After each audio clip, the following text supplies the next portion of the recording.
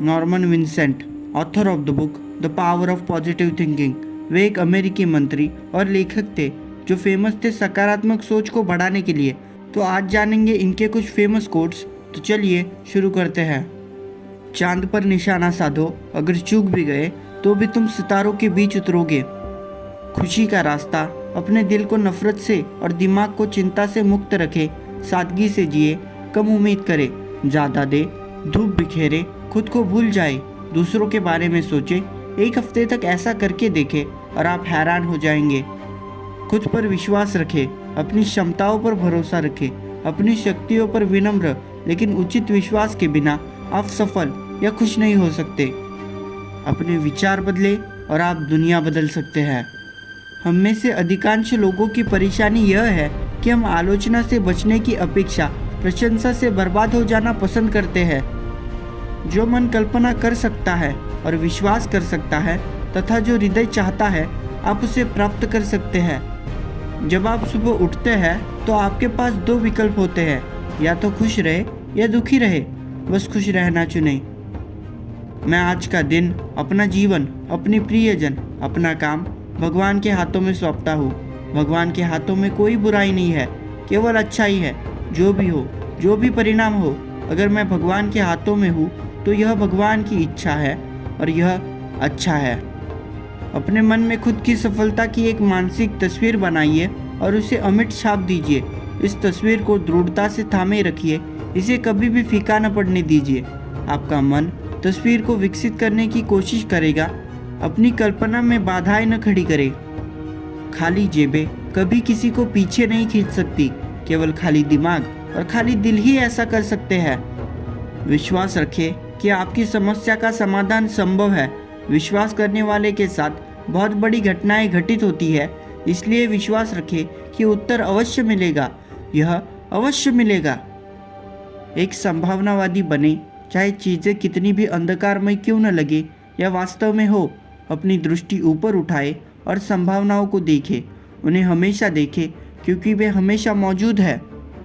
किसी बाधा के सामने खड़े हो जाओ, बस उसके सामने खड़े हो जाओ, बस इतना ही, और उसके आगे झुको मत, और वह अंततः टूट जाएगी। तुम उसे तोड़ दोगे, कुछ न कुछ टूटना ही है, और वह तुम नहीं बल्कि बाधा होगी। अपने मन में उम्मीदों के बीज बोए, ऐसे विचार विकसित करें जो उपलब्धि की आशा करते हो। खुद पर विश्वास रखें कि आप सभी बाधाएं और कमजोरियों पर विजय पाने में सक्षम हैं। अपने बाधाओं का सामना करें और उनके बारे में कुछ करें। आप पाएंगे कि उनमें आपकी सोच से आधी भी ताकत नहीं है। यदि आप चाहते हैं कि चीज़ें अलग हो तो शायद इसका उत्तर यह है कि आप स्वयं अलग बने। किसी भी चीज़ से परेशान न हो, किसी भी चीज़ से चिंतित न हो, सब कुछ बीत जाता है। ईश्वर पर भरोसा रखिए, केवल ईश्वर ही पर्याप्त है। अगर आप कोई गुण चाहते हैं तो ऐसे व्यवहार करें जैसे कि वह गुण आपके अंदर पहले से ही है।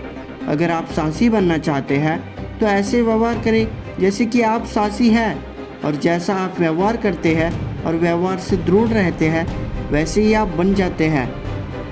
उत्साह सामान्यता और उपलब्धि के बीच का अंतर बताता है।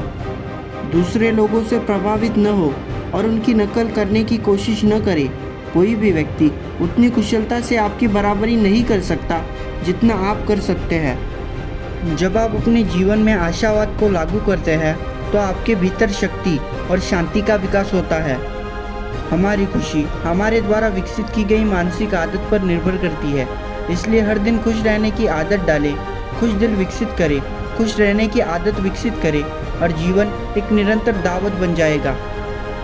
जब आप सर्वश्रेष्ठ की अपेक्षा करते हैं तो आप अपने मन में एक चुंबकीय शक्ति छोड़ते हैं जो आकर्षण के नियम के अनुसार आपके लिए सर्वश्रेष्ठ लाती है।